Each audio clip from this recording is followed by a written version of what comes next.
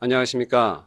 연결 내부회계 FAQ 설명을 진행할 3일 회계법인의 나국현입니다.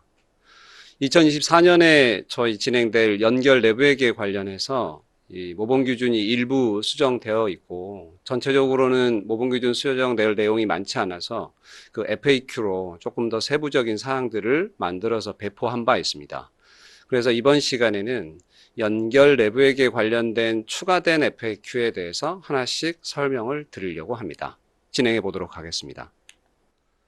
먼저 47번에서 51번에 있는 항목들의 질문들은 다양한 유형의 종속회사가 존재하는데 2018년에 나온 신모범기준 그 이후로 중소기업 것도 발표가 됐지만 그런 모범기준을 적용을 꼭 해야 되는 건지 예전에 있던 기준을 적용해도 되는 건지에 대한 질문이었습니다. 자회사의 유형에는 이제 국내 비상장 자회사도 있고 물론 상장 자회사도 존재하고 또 해외 자회사가 존재하기도 하고요. 또 해외 자회사가 예를 들면 미국의 삭스를 적용하고 있다라고 하는 기업도 일부 존재합니다. 그리고 SPC가 자회사인 경우도 있고 그리고 새로 나온 모범 기준인 그 중소기업 적용기법 에 해당하는 부분들이 적용되는 자회사도 존재합니다. 이런 경우에도 사실은 내부회계관리제도 준거 기준은 뭐가 적용돼야 되냐? 내부회계관리제도 모범기준 2018년도 공표분이 본사와 동일한 기준으로 적용돼야 됩니다.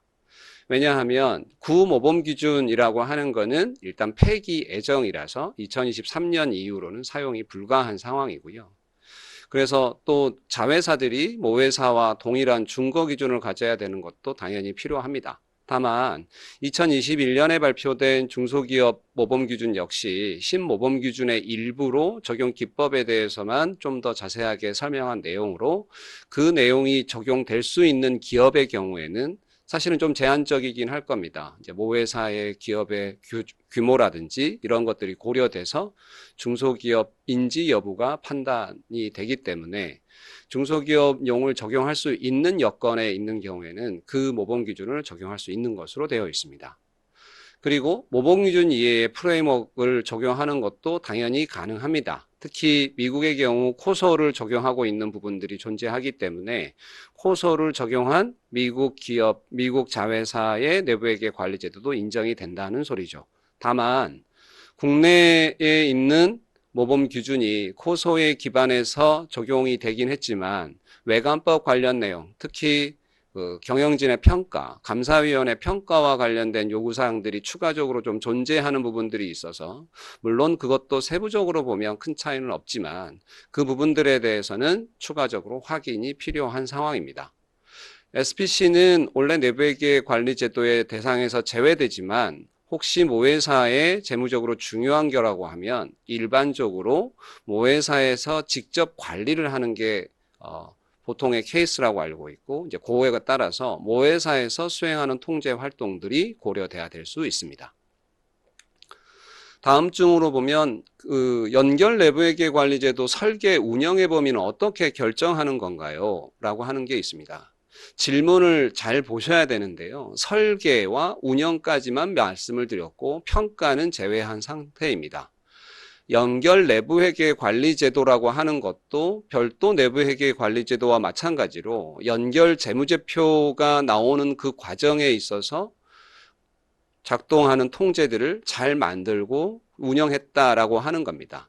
연결 재무제표를 만들어내는 회사라고 하면 그 연결 재무제표를 만드는 것들을 아무런 근거 없이 만드는 게 아니라 각종 자회사에서 보고되는 문건과 내용을 검토하고 취합하고 내부거래를 제거해서 재무제표를 만들고 있습니다.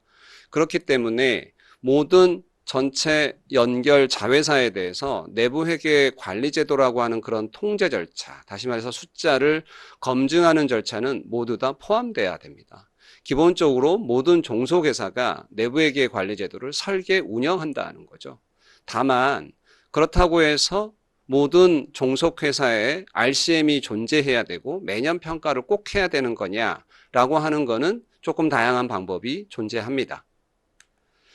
다음으로 그러면 어떠한 다양한 방안들이 존재하는지 기본적으로 모든 종속회사가 내부회계관리제도라고 하는 것을 구축하고 운영해야 된다. 다시 말해서 숫자, 연결 재무제표를 작성하는 근거에 대한 통제 활동은 다 마련되어 있어야 된다라고 하는 건데 그 방안은 크게 여러 가지로 나눌 수 있지만 저희가 일반적으로 자회사를 신규 설립하거나 뭐 취득해서 뭔가의 작업을 할 때 저희가 자회사의 업무 처리, 회계 처리, 정책, 절차 이러한 부분들에 대해서 가이드를 내리죠. 어떤 경우에는 경영진을 파견해서 내리기도 하고 실제 동일한 업무 정책과 절차를 적용하라고 얘기해 주기도 하고 시스템으로 구현되기도 합니다. 그렇기 때문에 지배기업의 업무 회계 처리 정책 절차 등이 자회사의 정책 및 절차로 반영이 되고 자회사의 업무 프로세스인 조직, 시스템, 통제 활동까지 모회사에 논의를 하고 결정을 하는 구조인 거지 자회사가 마음대로 그 프로세스와 절차를 구축하는 경우는 매우 드문 경우이고 그런 경우에는 실질 지배력이 없다라고 볼 수도 있을 것 같습니다. 그런 케이스가 거의 없다고 보기 때문에 그렇게 하면 이제 내부 통제도 사실은 지배 기업에서 뭔가 가이드를 준다라고 하는 거고요. 그렇다고 했을 때 그 종속회사에서 하는 뭔가의 업무 프로세스에 대해서 당연히 전표를 기표하고 재무제표를 작성하는 과정까지 포함을 하는 내부회계 보고 절차를 다 포함하는 거겠죠. 그거를 할 때 어떻게 통제 활동의 수준을 적용할 것이냐, 종속기업의 현업부서에서 통제를 하게 할 것이냐, 종속기업의 회계부서에서 검토하게 할 것이냐, 혹은 우리 모회사 지배기업의 현업부서가 컨트롤하게 할 것이냐, 모회사의 회계부서가 할 것이냐 등의 여러 가지 방안들이 존재할 수 있습니다.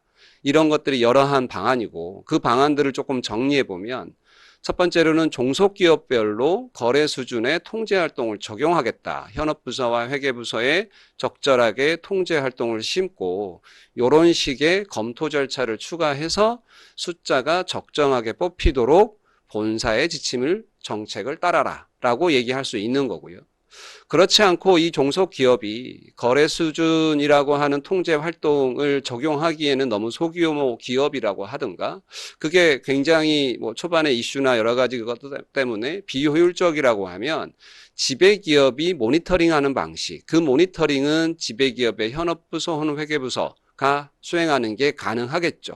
그래서 지배기업의 모니터링하는 방식을 활용하거나 정중요하지 않고 정말 자그마한 기업이고 예를 들어서 뭐 그 영리법인이 아닌 무슨 협회라든지 이런 경우가 들어왔다라고 하는 경우는 내부감사 활동만 뭐 정기적 비정기적으로 하는 것으로 충분할 수도 있습니다. 그런데 이제 뭐 말씀드린 것 같이 내부감사 활동이라고 하는 거는 이제 다양한 목적으로 이루어지기 때문에 재무보고 목적과 적시성이라고 하는 걸 또 충족해야 되는 문제점은 좀 갖고는 있죠. 그래서 주로 A와 B의 방안들을 가지고 종속기업별로 거래 수준의 통제를 직접 싣는 내부회계 관리제도를 구축할 것이냐, 지배사에서 면밀하게 모니터링 할 것이냐, 이 두 가지 방법을 적절하게 섞어서 사용할 수 있다라고 얘기할 수 있습니다. 그래서 뭐 회사 정책에 따라서 A안, B안, C안을 적용하고 나머지 것들은 리스크를 수용할 수도 있는 거죠. 이제 대부분의 회사들에서 이 수용하는 비율, 자녀 항목 D로 올라가 있는 부분들은 굉장히 적은 게 맞고 그렇게 해야 재무제표의 신뢰성이라고 하는 부분들을 내가 스스로 다 검토했다라고 하는 걸 증명할 수도 있겠죠. 그래서 종속회사별로 내부회계 관리제도 RCM을 구축하고 통제활동을 구축하고 운영하고 평가하는 거에 업무를 어느 정도 할 것이냐. 뭐 90% 할 수도 있고 85%, 75%. 이거는 기업의 성격이나 이런 거에 따라서 다양한 방법들이 존재한다라고 그냥 예시로서 참고를 해주시면 좋을 것 같고 뭐 특별한 의미를 부여하지 않으시면 좋을 것 같습니다. 다음으로는 이제 재무적으로 유의한 부분으로 선정된 종속회사의 그러면 전사 수준 통제 활동을 어떻게 해야 되는 거냐? 마찬가지로 아까 이제 뭐 거래 수준 중심으로 조금 말씀을 드렸지만 전사수준도 사실은 상황에 따라서 종소기업별로 전사수준 통제활동을 적용할 수도 있고 지배기업에서 전사수준 통제활동을 총괄해서 수행할 수도 있고요. 뭐 내부감사 활동을 적용할 수 없는 건 아니겠지만 좀 부적절하다 이렇게 생각되는 방안이라 A안과 B안에 대해서 회사의 상황에 따라서 선택적으로 적용할 수 있습니다. 회사의 상황이라고 하는 것은 당연히 연결에 대한 최종 책임은 본사에서 지고 있기 때문에 본사가 책임을 모두 진다라고 하는 거에는 변함이 없습니다.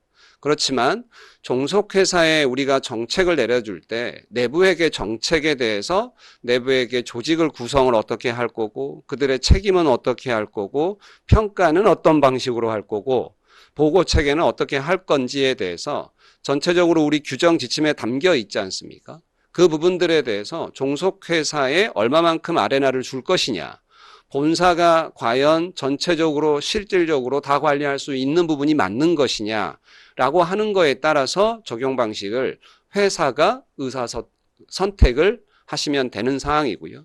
그렇게 선택한 내용에 따라서 내부회계관리 규정과 지침에 필요하면 반영을 하시면 될 것 같습니다. 그래서 통제 활동별의 주체가 자회사와 본사가 다른 부분들이 있으면 지침에 그런 부분들을 조금 고려해서 반영을 하시면 될 거고 향후에 상장협에서 발표될 내부회계 규정, 지침, 연결에 대한 부분들도 참고하시면 도움이 될 것 같습니다. 다음으로는 이제 종속회사가 지배회사에 리포팅 패키지를 보통 제출을 하고 그거에 기반해서 이제 연결 재무제표 작성 업무를 하는 경우가 꽤 많은데요. 그럼 이 리포팅 패키지와 관련된 통제 활동을 어떻게 만드는 게 좋겠냐? 기본적으로 리포팅 패키지라고 하는 거는 이제 B와 관련돼서 지배기업의 모니터링 방식의 통제 활동으로 볼 수 있을 겁니다. 물론 리포팅 패키지로 이 부족한 부분들이 있기 때문에 A라고 한 종속기업별로 이 RCM이라고 하는 통제 활동들을 다 만들어 놓는 경우가 상당히 많지만요. 그런데 어쨌든 리포팅 패키지에 관련된 통제는 종속회사의 재무제표랑은 사실은 관련이 좀 적은 통제라 종속기업을 구축하는 과정에서 이게 놓치기 쉬운 부분이니까 종속기업을 구축을 할 때도 이 리포팅 패키지에 대해서 본사에 제출하는 자료의 신뢰성을 어떻게 확인하고 검토했는지에 대한 통제 활동이 마련된다고 하면 본사의 모니터링의 수준을 조금 더 조절해 줄 수 있는 여지가 있습니다. 만약에 그런 내역들이 전혀 존재하지 않는다면 지배기업이라 하더라도 모회사에서 올라온 각종 매출이나 여러 가지 자료들을 일일이 다 검토한다라고 하는 것은 시간이 허락하지 않을 뿐더러 굉장히 수행하기도 어려운 통제 활동이 되겠죠. 그래서 자회사와 연관관계를 가지고 하는 게 맞고 그런 측면에서 우리가 인스트럭션을 어떻게 내렸고 자회사의 내부 통제가 어떻게 구축되어 있으니까 그런 결론으로 우리는 리포팅 패키지에 대해서 이 정도의 레벨 1, 레벨 2 정도만 리뷰를 해도 충분하다고 판단합니다. 라는 통제 활동이 맥센스, 이렇게 말이 되게끔 합리적으로 보일 수 있다라고 하는 겁니다. 자산 손상 평가에 대한 MRC에 대한 질문도 있었는데요. 종속회사 업무에 추가해서 실질적으로 본사가 검토를 다 한다고 하면 이제 이런 부분들은 어떻게 고려해야 되는 것이냐라고 하는 건데요. 마찬가지로 이제 저희가 어떻게 자회사의 통제에 놓을 건지 본사의 통제에 놓을 건지 이거를 현업의 통제로 놓을 건지 회계팀의 통제로 놓을 건지에 대한 판단은 항상 그 관련된 업무가 처리되는 프로세스, 세부 업무의 구성이 어떻게 되어 있고 어떤 방식을 통해서 숫자가 잘못될 수 있는 리스크를 없애가냐, 즉 통제 활동이 어떻게 실제 작동을 하고 있는 거냐를 fully understanding, 충분히 이해하고 어디에다가 통제를 설계해서 운영하는 게 좀 더 합리적이고 회사가 비용 효율적이고 효과적인 방법이냐를 고민하시는 것 같습니다. 자산 손상 평가 역시 마찬가지입니다. 연결 재무제표 기준으로 이제 내부회계 의견을 이제 제시를 하기 때문에 이제 CGU 손상을 포함을 해서 여러 가지 이제 손상 평가와 관련된 절차를 진행을 하는데 사실은 자회사가 스스로 어떤 그 CG에 대해서 혹은 일부 자산에 대해서 손상평가를 한다라고 하는 것은 특정 자회사의 실적이 안 좋아졌을 때의 얘기이지만 본사가 판단했을 때 향후에 뭐 영업 가능성이나 이 증대 가능성, 실적 가능성이 굉장히 좋다고 하면 당연히 본사 지원을 통해서 그런 부분들을 없애 나가고 그 자산을 계속적으로 경제적 효용 가치가 있게끔 유지할 수 있는 거니까 다시 말해서 종속회사가 판단을 한다 하더라도 그 판단은 결국은 연결 입장에서 손상이 적절한 것이냐 적절하지 않은 것이냐라고 하는 판단의 기초 자료로 활용되는 경우가 상당히 많고 그런 경우에는 사실은 종속회사의 이 통제 활동을 만들어 놓는다고 하더라도 거기에 대한 그 통제 활동은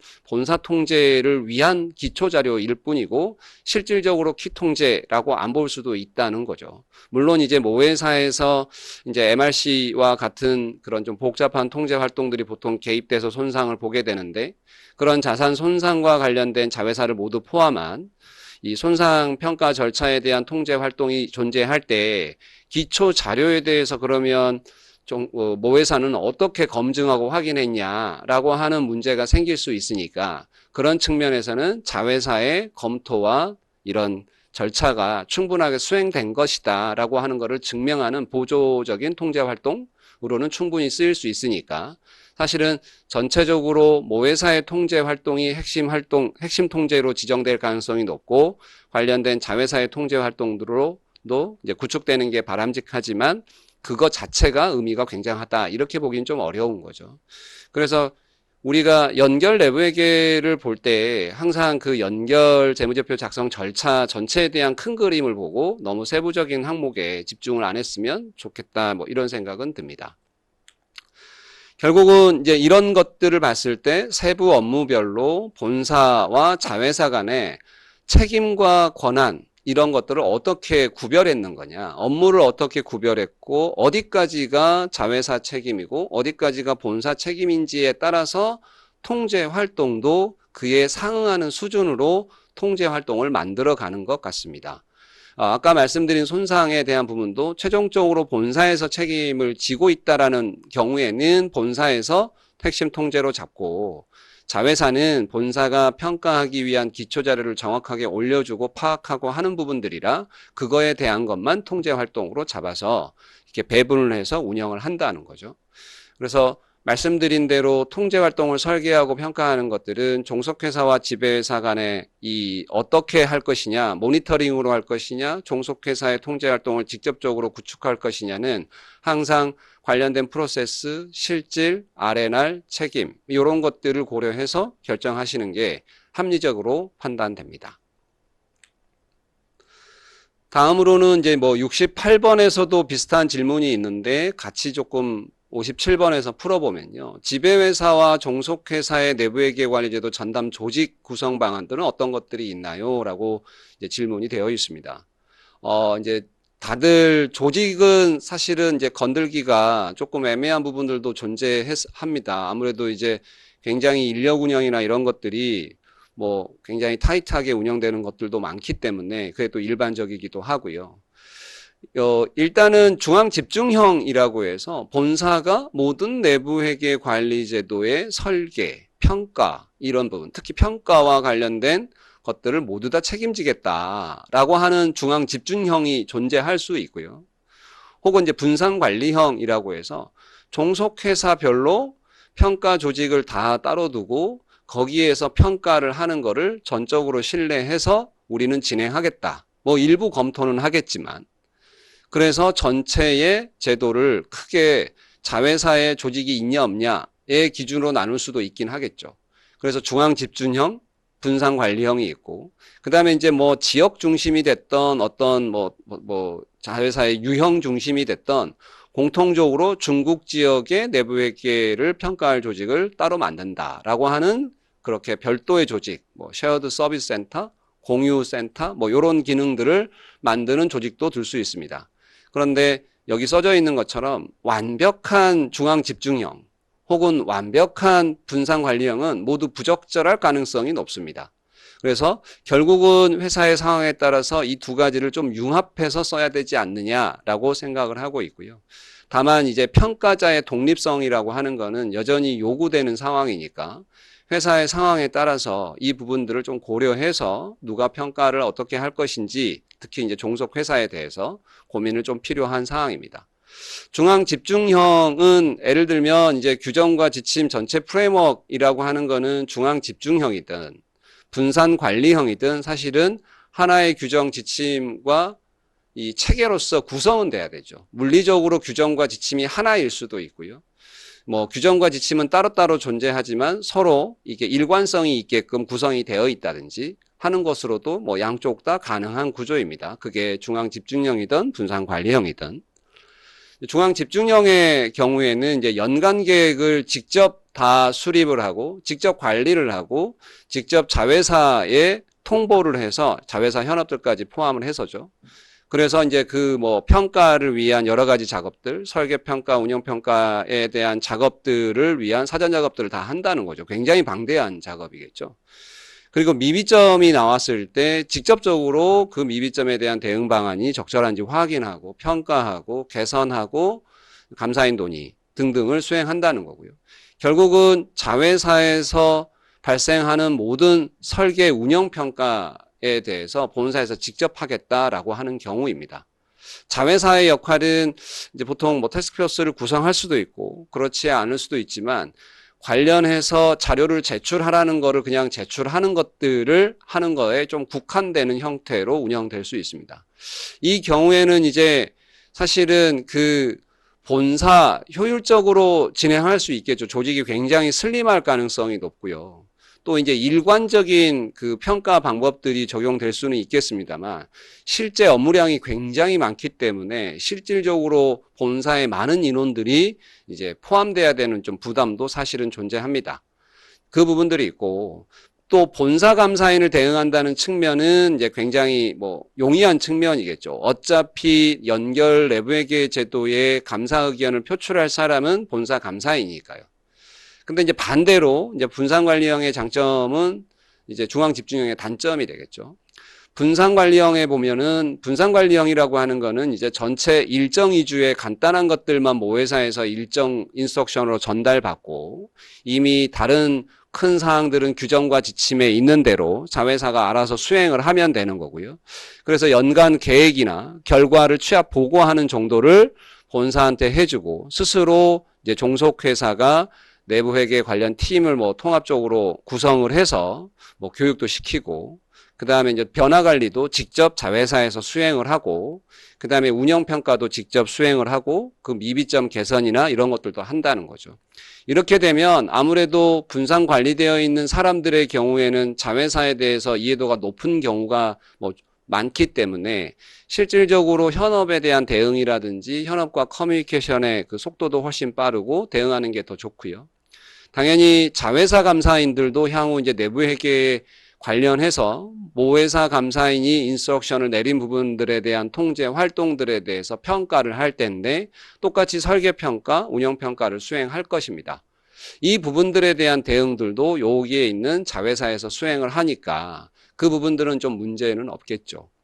근데 이제 반대로 이제 중앙집중형은 자회사에서 이렇게 그 분산관리형에서 하는 것처럼 자회사 감사인을 대응하는 데는 오히려 조금 더 곤란한 상황이 발생할 수도 있고 뭐 분산관리형은 사실은 일관될 수 있는 거냐 인력이 너무 많이 이렇게 필요한 거 아니냐라고 하는 것들은 계속적으로 뭐 고민을 하고 있는 상황들입니다.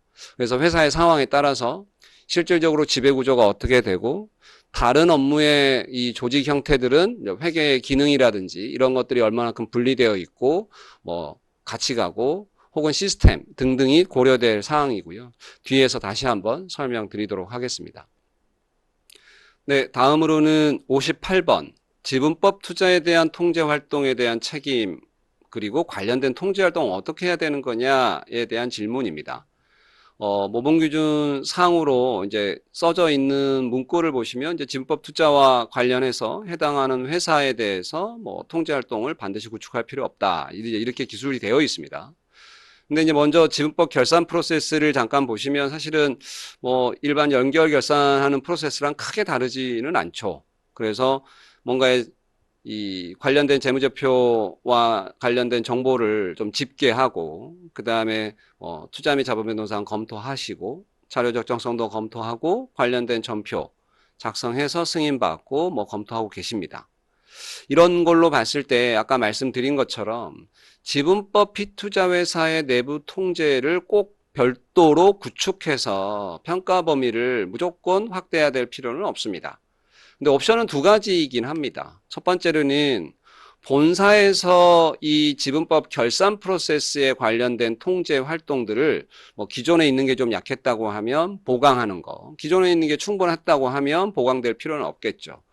이제 이런 통제 활동에서 요구되는 사항들은 일관된 회계 정책이 지분법에 적용된 게 맞는 건지, 그 다음에 지분법 대상 회사의 결산 정보를 어느 수준으로 검토해야 될 건지가 상당히 조금 고민스럽긴 합니다.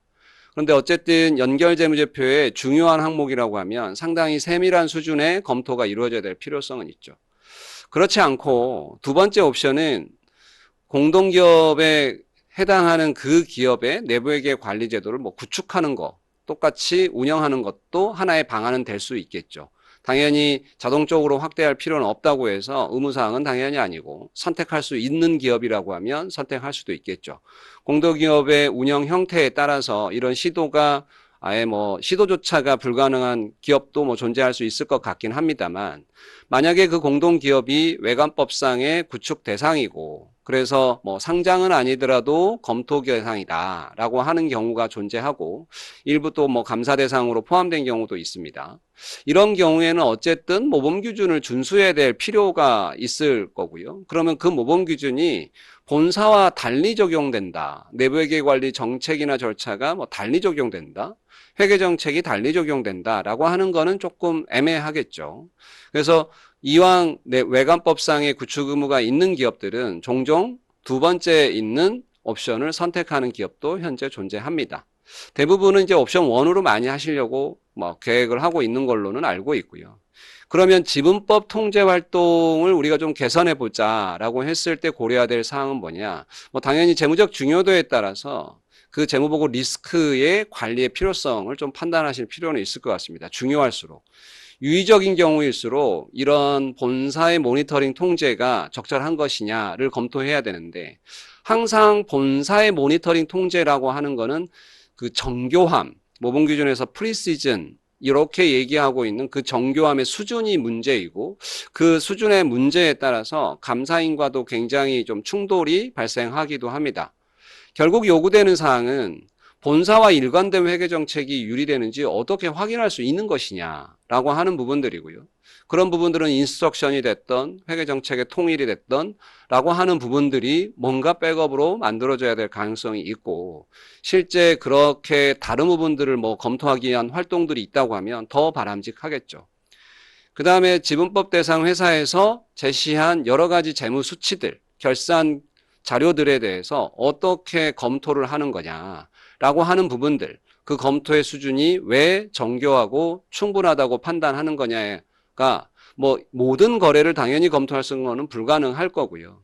어떠한 약속에 따라서 우리가 재무제표를 작성하기로 되어 있고, 그래서 매월 보고되는 문건이 어떤 것들이고, 그런 것들을 우리가 어떻게 확인을 하고 검토를 하고 있으니까 이게 합리적인 수준이다라고 하는 것을 증명해야 될 필요가 있습니다. 그래서 이제 그런 것들은 주로 회계 정책이라든지 결국은 인스트럭션이 좀 구체적이었는지, 결국은 보고되는 패키지에 포함되는 내역들이라든지 관련된 근거 문서라든지 이런 것들이 조금 포함돼야 돼서 필요하면 공동기업과 협의하는 절차가 필요할 수도 있습니다. 굉장히 번거로운 절차고 시도하기 어려운 절차도 있긴 하지만, 그래서 이제 자칫 오해하시면 지분법에서 발생한 숫자는 아예 내부 통제 대상이 아니다, 이렇게 오해하시는 분이 가끔 있는데, 이제 그런 건 아니다 라고 하는 거고, 본사 통제 활동으로 커버할 수는 있지만 모니터링의 수준은 상당히 조금 정교하게 구축되는 게 필요하다라고 얘기할 수 있을 것 같습니다. 다음으로는 이제 연결 내부 회계 관리제도 평가 범위라고, 평가 범위를 어떻게 결정할 건지에 대한 부분입니다.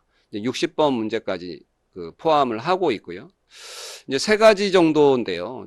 평가 대상 종속회사를 어디까지를 선정할 것이냐. 이게 이제 특별히 요즘에 얘기하고 있는 커버리지, 뭐 우리 90% 정도 커버하면 되나요? 뭐 95% 커버하면 되나요? 80% 하면 안 되나요? 이제 뭐 이런 말씀들을 많이 하시죠. 아까 말씀드린 대로 이제 내부회계 관리 제도를 구축하고 운영하는 거는 전체라고 말씀을 드렸지만, 사실은 평가하는 거는, 평가의 의미라고 하는 것 자체가 지금 우리가 만들어 놓은 내부회계 관리 제도의 설계나 운영이 적절하게 되고 있는지를 평가하는 거지 않습니까? 그렇기 때문에 그 평가도 100% 해야지 꼭 내부회계 관리 제도가 돌아가는 건지를 확인할 수 있다, 이렇게 얘기하기는 어렵죠. 그렇기 때문에 당연히 실제 100% 이렇게 적용해서 운영하고 있는 내부회계 관리 제도를 평가 범위를 조금 축소하는 것은 당연히 가능하다고 생각하고 있고, 또 그게 뭐 맞는 말이라서, 그래서 결국은 커버리지라고 하는 거를 얘기를 하는 거고, 이제 그 부분에 대해서 이제 회사의 커버리지를 어떻게 정하는 거냐는 뭐 몇 가지 방법들이 있습니다만, 일단은 구축의 범위가 아니라 평가의 범위다라고 하는 거죠. 그래서 뭔가 특정 비율은 사실은 존재하지 않아서 뭐 이렇게 90%입니다. 뭐 85%입니다. 뭐 이렇게 말씀 못 드려서 죄송스럽긴 합니다. 회사가 많이 원하는 거는 특정 비율인데, 뭐 여러 가지 논의를 뭐 항공에서도 거치고 상장업에서도 거치고 했지만 특정 비율은 존재하지 않는다가 정답으로 사실은 내렸던 거였고요. 물론 감사인의 범위는 좀 고려해야 될 필요가 있기는 합니다. 그렇다가 보니까 이제 감사인의 범위를 어떻게 하는 건지가 좀 궁금해 하기도 하고요. 그래서 이제 통상, 왜냐하면 감사인의 범위를 저희가 고려해서 회사의 평가 범위를 조금 더 감사인보다 좀 높게 간다라고 해서 여기에 부등호로도 표시를 했지만, 평가 범위를 조금 더 많이 가져가는 게 일반적이죠. 사실은 그렇게 많이 가져간다라고 하는 거는 그런 원칙이 있는 건 아니고요. 이제 확신의 수준이라고 하는 게 뭐 감사인보다 높아야 되는 것도 당연히 아닙니다. 감사인에 앞서서 사전적으로 우리가 먼저 회사 자체적으로 테스트를 해서 미비점을 조금 더 빨리 개선을 해야 기말에 뭔가 의견이 부적정이 나올 가능성이 없기 때문에 그렇게 사전적으로 하는 거죠. 그래서 결국은 내부에게 성숙도가 처음에 테스트했을 때는 이슈가 좀 줄곧 나오다가 2, 3년이 지나면 이제 그 절차에 좀 익숙해지고 현업들도 통지 활동을 잘 준수할 수 있는 환경이 되면 범위의 평가 범위를 좀 상당히 줄인다 하더라도 이 내부회계 관리 제도가 이 연결 전사적으로 잘 운영되고 있다라고 하기를 판단하기에는 충분한 평가 범위가 될 수 있다. 결국은 이 평가 범위라고 하는 거를 감사인보다 좀 높게 가는 거는 이게 초기 단계에 국한한 일이다라고 얘기할 수도 있다는 거죠. 그래서 향후에는 물론 이제 감사인이 우리가 평가를 안 했는데 감사인이 평가하면 좀 불안한 측면이 있기 때문에 뭐 여전히 같이 가는 기업들도 꽤 많긴 합니다만, 그리고 이 연결 재무제표에 그러면 특정한 커버리지는 없다고 했는데, 그 결국은 중요한 거는 연결 재무제표의 중요한 계정별로 이 왜곡 표시가 발생하지 않을 가능성들에 대한 부분들이 몇 퍼센트나 커버되는 거냐. 우리가 통제 활동을 내가 구축하고 운영했는데 실제 평가를 할 때 중요한 것들은 웬만한 건 다 평가했다라고 하는 것들을 뭔가 보여줘야 될 필요는 있는 거죠. 그래서 첫 번째로는 보통 개별적으로 유의한 부분들을 보통 선정을 합니다. 뭐 여러 가지 뭐 벤치마크라고 부르는 비율이 사용될 수 있겠지만, 뭐 자산, 매출, 세전이익 등등등 해서 뭐 3%, 5% 정도의 비율들이 보통 사용이 돼서 그거를 초과하는 기업들을 일단 풀스콥이라고 명명하고 그 종속 기업들을 대상으로 1차적으로 포함하죠. 두 번째로는 이제 특정한 위험이 있어서 회사가 스스로 선택하는 부분들은 존재합니다. 다시 말해서 아까 말씀드린 벤치마크에 해당은 되지 않지만 과거에 이슈가 있었다든지 여기가 뭐 시스템이 독특하다든지 이 지역이 굉장히 독특한 프로세스로 업무를 진행해서 우리 회사랑 많이 다르다든지 라고 하는 것들이 스페시픽 스콥이라고 해서 들어올 수 있고요. 이렇게 해서 선정을 하게 되면 자산 매출이 뭐 예를 들어서 뭐 한 90% 이렇게 초과할 수 있는 정도로 포함할 수도 있습니다. 그렇게 했지만 실제 자산의 90% 자산을 벤치마크로 쓰게 되거나 이제 뭐 이런 종합적으로 쓰긴 하지만 자산이 90%가 넘었다 하더라도 뭐 부채 사이드라든지 특정 계정들은 계정 과목들이 90%가 안 넘을 가능성이 높으니까 결국은 왜곡 표시될 가능성에서 확인되지 않은 금액들이 좀 크게 남을 수도 있죠. 그렇기 때문에 종속회사가 개별적으로 봤을 때는 첫 번째 그 유의적인 부분에 속하지 않지만 연결 재무제표의 유의한 계정별로 봤을 때는 이게 유의한 부분으로 들어와 줘야 이 계정별 뭐 90%가 됐던 85%가 됐던 뭐 80%가 됐던 이런 특정 비율을 평가에 포함이 될 수 있다라고 하면 이 부분들을 추가해서 스페시픽 스코프로 이제 선정을 합니다. 이런 식으로 해서 어디까지가 대상이다라고 해서 보니까 마지막에 말씀드린 계정 과목별로 보게 되면 A 회사는 뭐 매출만 들어오기도 하고 B 회사는 뭐 연구개발만 들어오기도 하고 물론 뭐 재무보고는 보통 같이 들어옵니다만 그런 부분들이 부분적으로 포함되는 경우도 있습니다. 감사인 같은 경우는 사실은 이제 연결 재무제표 감사 범위랑 내부회계 관리제도의 감사 범위가 동일하다라고 하는 대원칙 말고 이렇게 특별하게 정해진 비율이 있기가 조금 애매한 상황입니다. 현재도. 그래서 이미 현재 연결 내부회계 관리제도 재무제표 감사도 받고 계시기 때문에 그보다 엄청 확대된 범위로 감사 범위가 늘어날 것 같지는 않다. 이 정도밖에 사실은 말씀을 못 드리겠고요.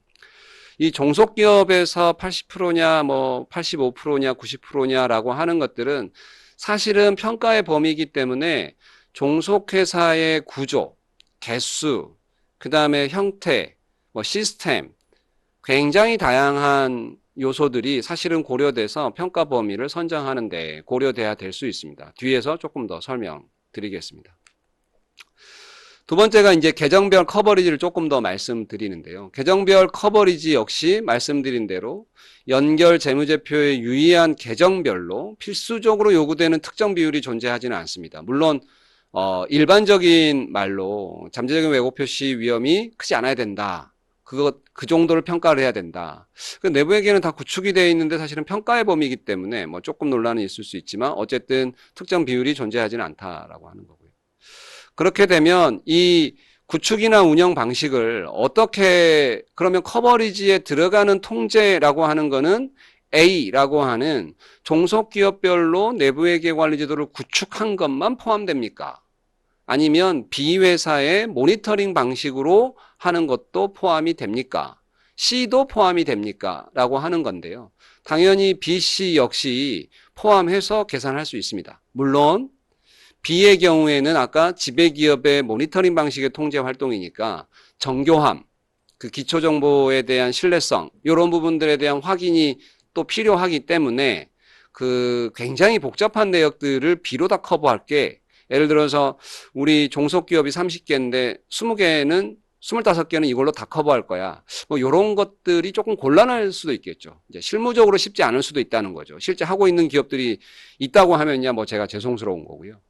그래서 이제 일반적인 상황으로는 지배기업의 모니터링 방식도 당연히 유효하다면 설계 평가를 해서 효과적이라고 한다고 하면 그 부분들도 포함될 수 있고 심지어 내부감사 활동 물론 재무보고 목적에 적합해야 되고 적시성도 마련돼야 연말 재무제표가 틀리게 나올 가능성은 없으니까 그 부분들도 고려해서 커버리지에 포함될 수도 있습니다. 그래서 이 두 가지를 포함을 해서 저희가 조금 고려할 수 있겠다. 그 다음에 이제 요 부분들을 잘 계산을 해서 이제 스코핑의 그 커버리지를 한번 확인할 수 있겠다라고 하는 말씀이고요. 그 내부 거래를 또 제거한 부분들, 그러니까 당연히 연결 재무제표 스코핑을 할 때는 이제 내부 거래를 제거한 재무제표를 기반으로 수행하는 게 당연히 바람직하고 필요하다라고 말씀을 드릴 수 있고요. 두 번째로는 이제 종속회사의 동질성. 아까 이제 그 평가의 커버리지를 고려하실 때 동질성이 높을수록 낮은 비율의 평가 범위를 설정하는 게 가능합니다. 다시 말해서 시스템이 통합되어 있고 동일한 정책, 그러니까 뭐 어떤 기업을 M&A를 해서 얘가 별도의 회사처럼 운영되는 거, 지배력은 갖고는 있지만 세부 업무 절차가 아직 통제 안 되는 것들은 동질성이 떨어지는 거고요. 저희가 생산기지를 만들었는데 동일한 매뉴얼에 따라서 동일한 시스템을 적용하고 동일한 유사한 조직 구조를 가지고 이렇게 동남아시아나 중국에 이렇게 막 같은 기업들이 생산기지가 존재한다라고 하면 사실은 그 기업들의 동질성은 상당히 높다 이렇게 볼 수 있잖아요.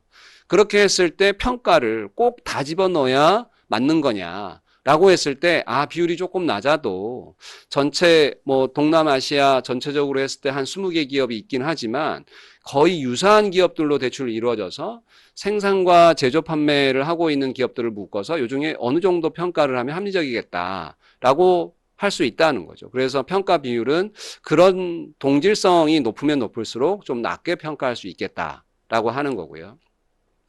그 다음에 이제 재무 변동성 같은 경우는 그 향후에 발생할 수 있는 재무 변동성을 반드시 고려하셔야 될 것 같습니다. 이미 다 고려하고 계시겠지만 향후 투자 계획, 특히 향후 M&A 계획 이런 것들을 미리 고려하거나 실적이 급격하게 변동해서 벤치마크가 흔들릴 가능성 등을 고려하셔서 스코핑 때 꼭 고려를 하셔야지 저희가 2023년에 새롭게 이제 연결 내부회계 진행될 때 갑자기 서프라이즈한 이벤트가 발생하지 않을 것 같고요. 그리고 과거 재무제표에 뭔가 숫자가 잘못됐던 이슈가 있었던 것들도 스페시픽 리스크로 감사인들도 보통 포함을 하고 있고 또 이제 걱정이 되는 부분이 있기 때문에 회사에서도 보통 포함하시는 거가 일반적인 것 같습니다. 그래서 이런 사항들을 고려해서 저희가 스코핑을 하면 될 것 같고요. 추가적으로 쉐어드 서비스 센터라고 해서 이제 여러 종속기업 혹은 본사를 포함할 수도 있겠죠. 종속기업에서 해야 되는 인사 기능이라든지 IT 기능이라든지 자금 이런 기능들을 한 곳에서 공통적으로 수행해야 되는 경우가 있습니다. 이런 경우를 이제 저희가 쉐어드 서비스 센터 이렇게 부르고 있고 그런 경우에는 이 한 군데에 중국에 있는 쉐어드 서비스 센터가 자금 업무 처리를 중국에 있는 10개 자회사를 한꺼번에 해준다는 거죠. 그렇게 됐을 경우에는 각 10개 회사에서 발생할 자금 처리의 업무와 통제 활동을 이 쉐어드 서비스 센터에서 수행할 가능성이 높고 그거는 동일한 통제 활동이 적용될 가능성이 높습니다. 그러면 동일한 통제가 적용된다고 확인됐다면 그거를 자회사에서 10번 테스트할 필요가 있는 게 아니라 이 쉐어드 서비스 센터인 중국의 자금센터라고 하는 곳에서 한 번 평가를 하되 모집단은 10개 회사를 다 놓고 해야겠죠. 그렇게 해서 평가한 결과를 공유해주면 그 효율성을 훨씬 더 높일 수 있습니다. 그래서 연결 재무제표 스코핑을 할 때 이런 공유 기능이라고 하는 쉐어드 서비스 센터 기능이 어디에 존재하는 거냐. 시스템이 통합됐다고 하면 IT에 관련된 기능이 통합될 가능성들이 또 굉장히 높죠. 이런 부분들 고려하시면 될 것 같습니다. 이 쉐어드 서비스 센터는 방금 말씀드린 대로 굉장히 많은 기업들에서 사실은 좀 활용을 하고 있고 결국은 이 공통 기능에 대해서 어떤 기능이 공통으로 적용되는 거냐라고 하는 것을 먼저 리스트업을 하시고 해당하는 공통 기업 그 공통 기능에 대해서 거래가 어떻게 시작되고 그거와 관련된 통제 활동이 지금 어떻게 적용되고 있는데 그게 자회사별로 동일하다, 같다, 혹은 미비점이 있으면 개선해야겠다 라고 하는 것들을 일단 검토를 하는 것들이 필요하죠. 그래서 이런 것들을 검토를 했더니 쉐어드 서비스 센터에 동일한 통제 활동이 적용한 것 같아요 하면 그걸 선택하는 거고 쉐어드 서비스 센터에서 적용을 하고 있는데 자회사별로 유형이 2가지예요. 5가지예요. 이렇게 쪼개질 수도 있을 것 같습니다. 그런 경우에는 이제 다른 정책이 적용된다고 하면 그 각각 별의 유형별로 테스트를 할 수 있는 거고 심한 경우에는 자회사별로 별도의 통제를 설계할 수도 있겠죠. 그렇지만 쉐어드 서비스 센터를 만든 원칙 그 목적 자체가 공통의 업무 방식을 적용을 해서 하나의 정책, 하나의 통제를 적용하겠다는 게 본사의 지침이 이걸 거기 때문에 일반적으로는 SSC라고 하는 쉐어드 서비스 센터에 공통 통제 활동을 확인하고 일괄 평가하는 기능을 적용하는 게 가장 효율적인 방안이다라고 말씀드릴 수 있겠습니다.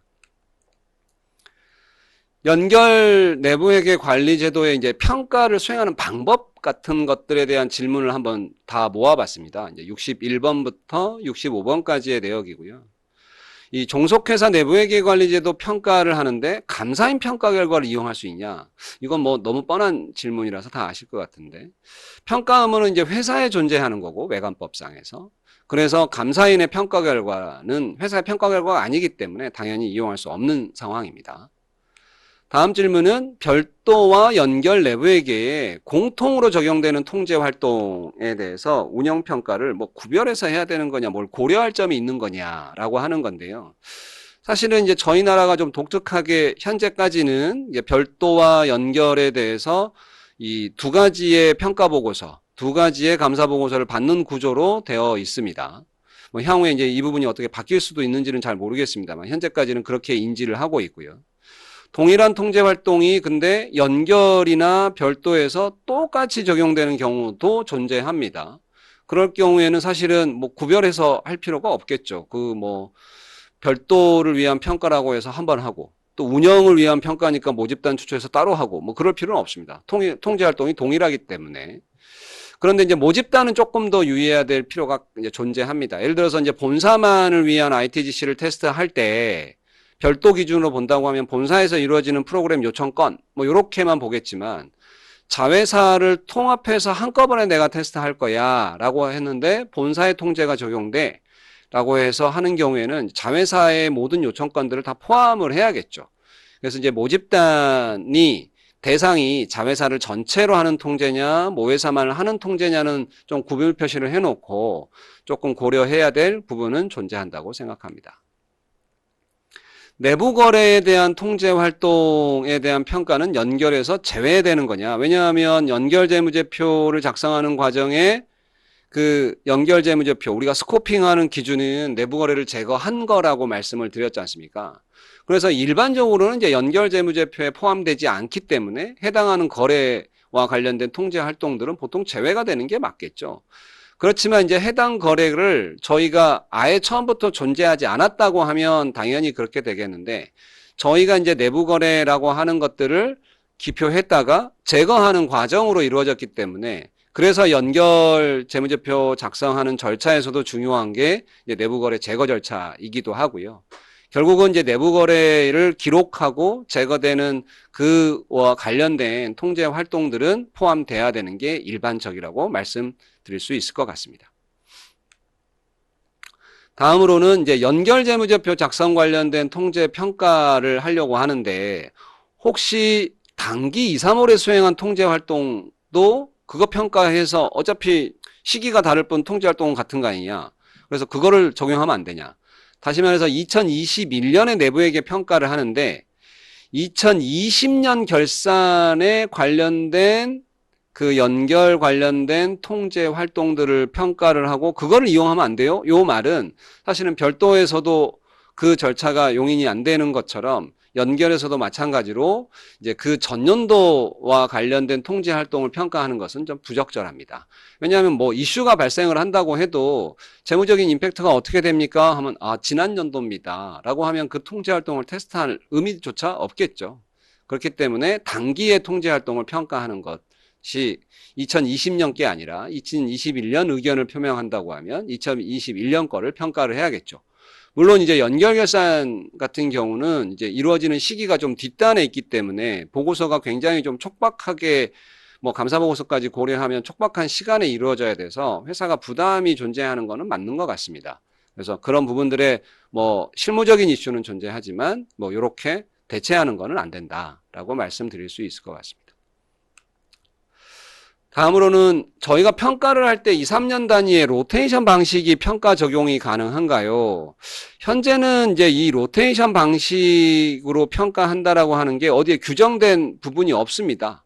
평가를 이런 방식으로 할 수 있다라고 해놓은 게 없기 때문에 일단은 안 된다 이렇게 말씀을 드릴 수 있을 것 같고 단 저희가 이제 스코핑을 할 때 평가의 범위에서 비율을 조금 더 낮게 선정하는 것들은 이제 그 회사의 자회사의 동질성이나 여러 가지 측면을 고려해서 가능한 부분이 존재하다고 했기 때문에 제가 중국에 있는 20개 회사를 평가를 할 건데 매년 5개를 똑같은 걸로 할 거냐 좀 돌아가면서 할 거냐라고 하는 거는 당연히 돌아가면서 할 수는 있겠죠.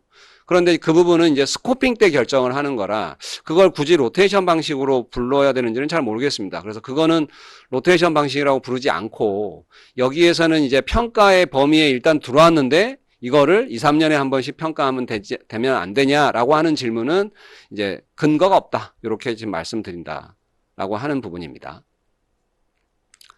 다음으로는 66번과 67번에 이제 종속회사별로 동일한 통제 활동에 대해서 어떻게 평가하는 게 맞냐. 아까 이제 쉐어 서비스 센터를 말씀을 드려서 뭐 비슷한 내용이긴 합니다. 그 내용을 조금 더 설명을 드리려고 하고, 사실은 뒤에 IT 쪽에서 이 부분도 또 한번 논의되기 때문에 뭐 차근차근 들어보시면 될 것 같습니다. 통제 활동이 동질적, 특히 동일하다고 하면 그냥 일괄평가 하시면 됩니다. 그러면 이게 통제 활동이 동일한 거냐, 동질적인 거냐, 어떻게 판단할 거냐라고 했을 때는 일반적으로 동일한 정책이냐, 동일한 절차에 따라서 운영되고 동일한 수행 방식, 통제를 수행하는 방식이냐, 통제를 수행하는 사람의 적격성이 충분하고 다 명확해서 이 운영평가를 할 때 통제 수행하는 사람이 뭐 50명이지만 다 괜찮아, 적격성이 똑같아, 이렇게 얘기할 수 있는 설계평가가 있느냐. 그 다음에 예외사항이 발생했을 때 처리하는 방식도 굉장히 루틴화되어 있어서, 다시 말해서 판단이나 추정 이런 것들이 없기 때문에 통제활동을 수행하거나 예외사항을 처리할 때 판단이나 추정의 정도가 굉장히 약하기 때문에 동질적일 가능성이 높다. 혹은 시스템에서 자동으로 돌아가는 것을 기반으로 하는 거라서 동질적이다 라고 해서 사실은 여러 가지 상황들을 고려를 해야 되는 겁니다. 그래서 이제 뭐 예를 들어서 뭐 시스템에 기반되는 것들이야 동질적이라고 판단할 수 있는 가능성이 좀 높은 상황이고요. 본사의 4개 공장에 생산량을 정산하는 통제가 있다고 하면 이 4개 공장에 대해서는 아마도 이럴 가능성이 높겠죠. 회사의 재고관리 정책이나 절차에 따라서 당일 생산 수량을 어떤 방식으로 활용하고, 왜냐하면 똑같은 시스템, 똑같은 툴 같은 것들을 활용을 할 거기 때문에 생산팀장이 확인된 리스크를 기반으로 뭐 MES 시스템에 입력된 생산 수량을 검토하고 이상사항이 있는지 확인해서 승인을 한다. 뭐 이렇게 한다고 하고 있으면 이 4개 공장에서는 동일한 정책, 동일한 절차, 동일한 시스템, 그 다음에 이 공장을 여기에서 통제의 수행자인 생산팀장도 이 시스템에 대한 지식이나 업무에 대한 지식, 그 다음에 자기가 이 생산 수량을 어떻게 검토해야 되는지 그 부분에 대해서는 적격성을 동일하다고 판단할 수도 있을 것 같습니다.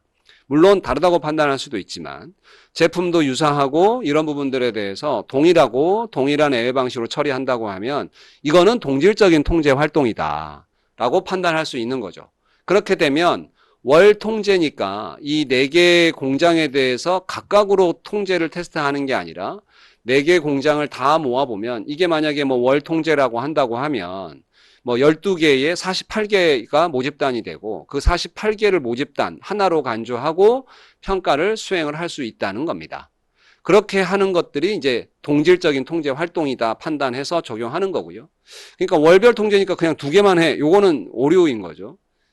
2개만 해라고 하려면 4개 공장을 하나씩 다 2개씩 다 뽑아야 돼서 결국 8개 하는 것들이 방법일 수는 있습니다만, 그렇지 않고 하나의 모집단으로 하면 모집단 48개를 기준으로 평가를 해야겠죠. 그런데 이 경우와 조금 대조적으로 거의 유사하지만 만약에 해외 공장의 생산량 정산하는 통제도 우리는 동일하게 정책을 내리고 동일한 시스템을 쓰고 그 동일한 통제를 수행하고 있다고 믿는다 라고 한 경우에는 동질적인 거냐? 이 경우에는 회사에서, 그러니까 해외 공장에서 동일한 정책 절차를 수행하고 있고 동일한 시스템을 수행한다고 하더라도 일단 경영진과 통제 환경과 위치와 뭐 그다음에 뭐 이루어지는 여러 가지 그 종업원들이나 이 성향이나 이런 것들도 굉장히 많이 좀 다르기 때문에 일반적으로 논리적으로 보면 왜 안 되는지 조금 애매한 부분도 없지 않아 있는 건 맞습니다만, 이 회사를 넘어가는 통제들, 그러니까 자회사 단위를 넘어가는 통제들은 일반적으로 동질적인 통제 활동으로 판단하기엔 좀 무리가 있습니다. 그래서 결국은 자회사별로 통제 활동을 따로따로 평가를 해서 결과를 취합하는 거죠.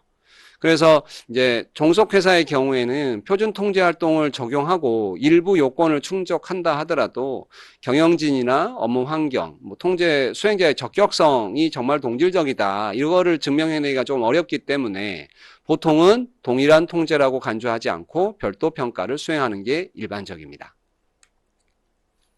그래서 동일한 통제를 그러니까 수행한다는 것은 사실은 통제를 수행하는 조직이 하나면 가장 간단합니다. 그리고 하나의 법인 내 통제인 경우에 일반적으로 수용된다라고 해석을 하면 될 것 같습니다.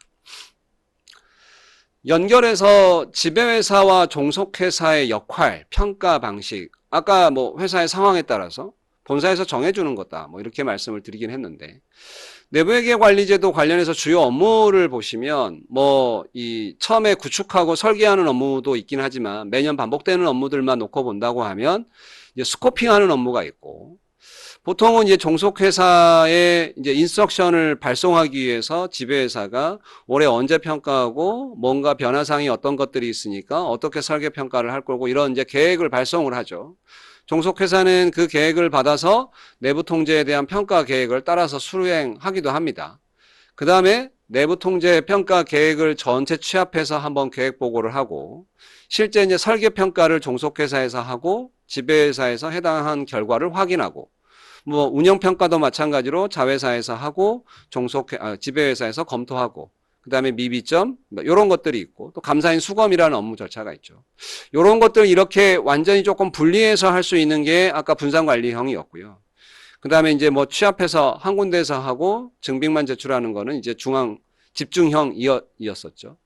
말씀드린 대로 이 업무들을 종속회사는 단순 증빙만 제출하고 설계평가 증빙이라든지 운영평가 증빙이라든지 이런 요구사항들에 대한 답변들 위주로 하고 한다는 거죠. 그래서 업무는 이 정도로 정리될 수 있을 것 같습니다. 뭐 추가적으로는 이제 통제활동의 성격에 따라서 본사에서 내려주는 표준 통제활동을 동일하게 적용하면 본사가 그 통제활동을 수정할 권한을 갖고 있지, 그 표준 통제활동 자체를 자회사가 수정할 수는 없죠. 물론 본사의 논의에서 저 이거 조금 다르게 적용할게요 라고 해서 승인받아서 할 수는 있겠지만, 그래서 자회사가 본사의 가이드 없이 그냥 통제활동을 마구 구축하거나 뭐 표준 통제활동을 고치거나 하는 일은 뭐 있기가 어렵습니다. 물론 이제 기업의 성격이 완전히 달라서 굉장히 분산관리형으로 이제 처음부터 정책을 정하고 진행하는 경우에는 뭐 그럴 수 있습니다만, 그래서 이 종속회사와 지배회사의 요 일을 이런 식으로 밀 거냐 분산관리할 거냐라고 하는 것들은 아까 잠깐 말씀드린 대로 규정과 지침에 명확하게 연결과 책임을 좀 구별하시는 게 좋고요. 그럼에도 불구하고 연결 전체에 대한 책임은 본사에 있다라고 하는 거고, 이 부분은 잠깐 말씀드린 대로 이 자회사의 유형과 성격, 그 다음에 본사에 얼마의 컨트롤을 받고 있는 거냐, 실질적으로. 라고 하는 부분들을 고려하시는 게 맞을 것 같습니다. 그래서 GSI, 뒤에서 설명이 나오지만 시스템이 자회사랑 본사랑 다 통합돼서 하나의 시스템을 우리가 쓰고 있다. 그 말은 동일한 시스템을 쓴다는 거는 뭐 잘 아시겠지만 업무 처리 방식도 굉장히 유사할 방식이 높죠. 그거를 못 따라오게 되면 사실은 시스템을 못 쓰고 엑셀을 쓰고 엑셀을 쓸 수밖에 없으니까요. 그 다음에 이제 자회사에서 판매하고 하는 행위 자체가 그 본사에 있는 것들과 거의 유사한 성격이라든지 보조적인 성격인 경우가 상당히 많습니다. 판매 자회사도 사실은 뭐 독자적인 뭔가 판매 정책이나 이런 걸 갖고 있다기보다 본사의 지시에 따라서 정책을 펴고 절차를 밟고 하는 것들이니까요. 그래서 궁극적으로는 프로세스나 업무 절차겠죠. 그런 것들이 얼마만큼 통일되어 있느냐에 따라서 우리가 훨씬 더 중앙 집중력으로 할 수 있을 가능성이 높고, 분산화 정도가 크다고 하면 당연히 분산 관리형을 할 수밖에 없겠죠. 그 다음에 또 이제 종속회사랑 지배회사로 구별을 할 때 지배회사로 다 몬다고 하면 실제 업무량이라고 하는 것도 사실은 명확하게 좀 확인이 필요합니다. 그런데 그냥 구축을 했을 때는 실질적으로 이 내부회계에 이러한 매년 수행되는 업무의 량을 확인하는 게 어렵기 때문에 사실 드라이런 테스트 같은 것들을 통해서 뭐 드라이런 테스트라고 해서 뭐 2023년에 적용되니까 2022년에 100%를 해라 이런 말씀은 아니고 30%가 됐던 40%가 됐던 일부의 중요한 것들 위주로 해서 한번 평가를 해보시고 업무량이 어느 정도 되는지를 대충은 확인하셔야 사실은 조직의 그 인력의 구성이나 규모 같은 것들도 좀 판단할 수 있겠죠. 그 다음에는 이제 또 종속회사에서 분산관리를 했을 때 그 종속회사에 있는 조직과 전문성 있는 인력을 어떻게 확보할 것인지도 사실은 좀 고민스럽습니다. 본사에서 다 하자니 본사는 전문성이 좀 있는 편이고 본사에서는 대신 이제 업무량이 너무 많다 보니까 이걸 실질적으로 과연 할 수 있을까, 이게 고민되는 거고, 자회사에서 내려오는 경우에는 이제 전문성이 고민되는 상황입니다. 그래서 이제 뭐 초이스라고 하는 거는 본사의 인력이냐 자회사의 인력이냐, 정 안 되면 뭐 부분적으로 아웃소싱이냐 라고 하는 것들을 고민하셔야 될 것 같고, 또 뭐 이제 계속 나오고 있는 얘기이긴 합니다만 평가에 대한 업무를 조금 더 효율화하는 게 필요하겠다. 지금은 이제 자동통제 평가에 대한 업무가 좀 아직은 조금 덜 정형화된 것 같아서 뭐 어렵게 생각하시는 부분도 존재하지만 이 부분들이 조금 정형화되면 역시 자동통제를 운영하는 게 이슈 가능성도 적어지고 그다음에 평가하는 것들도 사실은 좀 더 용이한 측면들이 존재합니다. 다시 말해서 자동통제를 확대 적용하면 업무량이 줄 수 있다는 거고요. 그거는 물론 자동통제를 적용을 많이 하겠다 이렇게 해서 되는 건 아니고 앞단에 있는 업무 프로세스가 자동화되고 관련된 통제가 그에 따라 자동화되어야 또 가능한 일이기 때문에 뭐 이제 IT 테크놀로지가 굉장히 발전하는 최근에 점점점 확대될 수 있는 가능성은 높아졌다 이렇게 볼 수 있겠습니다. 그 다음에는 이제 운영 평가를 할 때 모집단을 추출해서 샘플을 확인하고 담당자를 확인하는 이 업무가 굉장히 노동 집약적이고 시간이 많이 소요되는 거죠. 실제 이제 본사에서 굉장히 평가 업무를 많이 하는데 가서 보면 담당자가 바뀐 거를 확인하는 절차, 또 담당자가 바뀌면 내부에게를 설명해 줘야 되고 그거를 해외 자회사에 있는 사람들한테 본사에 있는 사람이 설명을 하고 증빙을 내라고 설득을 해야 되고 안 오면 팔로우업을 해야 되고 이 평가를 위한 기반 작업에 굉장히 시간이 많이 소요되는 부분이 있어서 그래서 결국은 모집단을 시스템에서 직접 뽑아서 샘플링까지가 끝나는 형태가 된다고 하면 훨씬 더 좀 효율적이지 않을까. 그다음 뭐 인사 변동 사항들을 제깍제깍 반영해서 뭐 내부 통제 담당이 바뀌어 버리기도 하니까 그 사람이 매년 하는 건 아니기 때문에 조직이 바뀌지 않는다고 해도 새로운 담당자가 들어오는 경우가 많긴 해서 그게 뭐 100% 답은 아닙니다만 인사의 변동 사항들도 연계가 돼서 잘 반영이 되어야 사실은 담당자 찾는 노력도 조금 더 효율성 있게 진행될 수 있지 않을까. 그러한 평가 업무에 어떻게 효율화시킬 건지는 참 과제이고 지속적으로 고민해 나가야 될 것 같습니다. 다음으로는 이제 그 미비점 관련해서 이제 종속회사가 이제 일단은 자체 평가를 했을 때 지배회사가 얼마 정도 확인해야 되냐 이런 케이스의 질문이 있고요.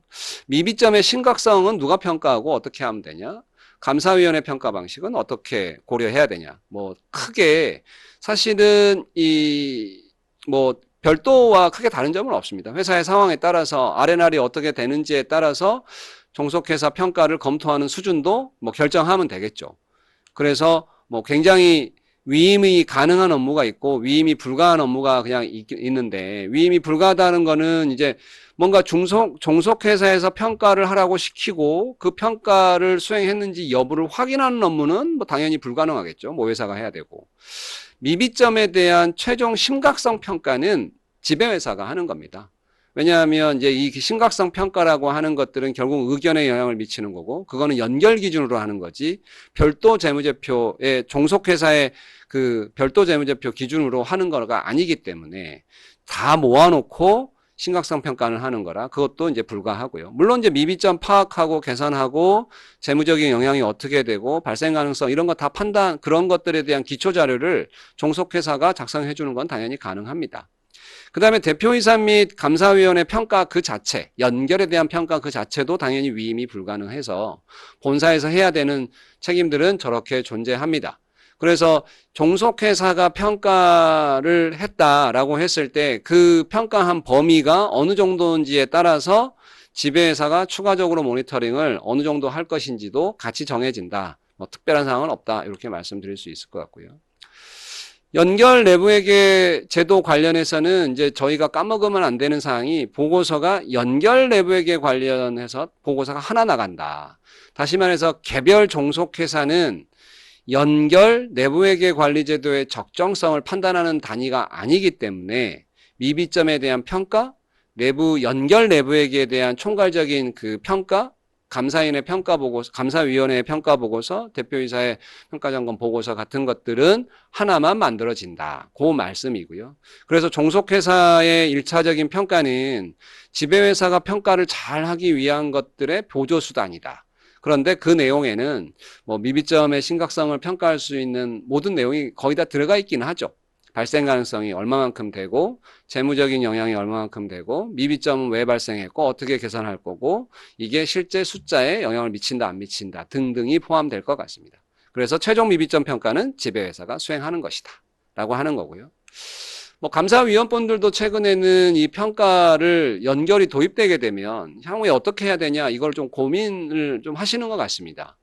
결국은 이제 종속회사를 위해서 뭐 별도의 감사위원회가 있는 경우도 있고 굉장히 드물죠.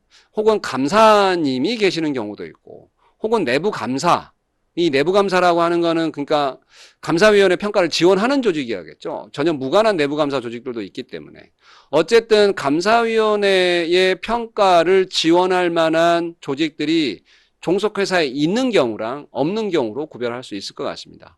그러면 뭔가의 조직이 감사위원회든 감사든 내부 감사든 감사위원회 지시에 따라서 그냥 평가를 수행을 하면 되고 지배회사 감사위원회는 자기가 지시한 거에 인스트럭션이 있어야 될 것 같고 그거에 대해서 검토 결과를 확인하시면 되겠죠. 감사위원분들이 직접 확인하실 필요까지는 없겠지만 그 다음에 근데 조직이 없다. 그러면 감사위원회 분들이 전체 연결 내부에게 대해서 대표자가 평가한 게 적절한지를 직접 확인하셔야 된다는 내용이잖아요. 그러니까 좀 부담이 크긴 하죠. 그렇기 때문에 그런 경우에는 감사위원회에 계신 분들과 협의해서 자회사의 평가 계획이나 평가 결과를 우리가 어떤 식으로 보고하고 언제 보고해서 이 이슈와 같은 것들을 빠짐없이 다 논의를 할 테니까 충분하게 뭐 평가를 할 수 있는 경우도 존재할 수 있을 겁니다. 자회사의 개수가 적거나 뭐 일관돼서 잘 구축됐거나 뭐 하는 경우들은. 그래서 조직이 있는 경우랑 없는 경우로 구별해서 감사위원회 평가 방식도 감사위원회 분들 혹은 감사님들과 논의해서 결정을 하고 모범기준상에서 요구하는 사항은 동일하게 충족해야 되니까 그 부분들 고려해서 결정하시면 될 것 같습니다. 다음으로는 연결 인스콥 시스템, ITGC 뭐 등등의 IT와 관련된 사항들입니다. 연결 인스콥의 시스템의 범위는 어떻게 정하나요? 뭐 별도랑 사실은 뭐 다른 점은 사실은 없습니다. 다른 점은 없는데 좀 헷갈려 하셔가지고 종속회사의 통제기술서가 마련되면 사실은 거기에서 IT 디펜던시 관련된 통제 활동이 뭔지 찍고 그 통제 활동에 관련된 시스템을 옆에다 기술해서 그 리스트를 다 모은 다음에 이게 ITGC 적용 대상으로 하는 게 효율적이냐, 효율적이지 않냐 이렇게 판단을 하죠. 물론 회사에 종속회사별로 있는 중요한 시스템 리스트를 확인해보자 라고 하는 보조적인 방법을 쓰기도 합니다. 뒤에서 조금 더 설명드릴 거니까 간단하게만 넘어가도록 하겠습니다. 종속회사에 그러면 정보기술 일반 통제라고 하는 것들은 다 만들어야 되나요? 이것도 아까 말씀드린 데 이미 답이 있습니다. 프로세스에 따라서 다릅니다. 이 말입니다. 인스콥 시스템에 일단 포함된 시스템이 종속회사가 있다라고 하면 그 ITGC의 통제 주체, 그 ITGC의 그 도메인별로 프로그램 변경, 뭐 보안, 권한 관리, 뭐 운영 관리 뭐 이런 거 있지 않습니까? 그거별로 활동하는 주체가 종속회사냐, 본사 IT냐, 종속회사 IT가 있냐 없냐, 뭐 이런 걸로 구별해서 보는 거죠. 그래서 지배회사 IT 부서, 종속회사 IT 부서, 혹은 해외 종속회사의 현업부서, 혹은 또 외주를 주는 경우도 있습니다. 어디가 됐든지 상관없고 그 해당하는 조직에 대해서 그 조직에서 통제가 이루어지고 그러면 그 통제 활동을 그냥 테스트하면 된다라고 하는 거죠. 근데 이제 지배회사에 있는 특정 조직에서 자회사 10개의 통합 시스템을 만들어주고 실제 운영 관리하고 계속 관리하고 있다. 그러면 통제 활동이 그 지배회사 IT 부서에서 한꺼번에 이루어지니까 동일한 통제 활동일 가능성이 높겠죠. 그러면 그런 건 한 번만 테스트할 수 있을 것 같습니다. 그렇게 판단하시면 되는데 이거를 도표로 조금 더 확인을 해보면 저희가 자회사별로 인스콥 프로세스를 사실은 확정을 해야 되는 부분들이 있고 그래서 이제 통제 기술서가 만들어지고 사실은 이제 인스콥 시스템을 선정하는 단계가 통제 활동이 만들어지기 전부터 구축할 때는 있어야 되기 때문에 이 순서가 조금 애매한 부분이 있어서 실무적으로는 적용하기 좀 어려운 부분도 있지만 어쨌든 프로세스별로 IT 디펜던시를 확인을 하고 그 다음에 이제 포텐셜 인스콥 시스템을 확인한 다음에 효율성, 그 다음에 수정 통제로 전환할 가능성 뭐 이런 것들을 고려해서 인스콥 시스템을 1차적으로 결정하죠.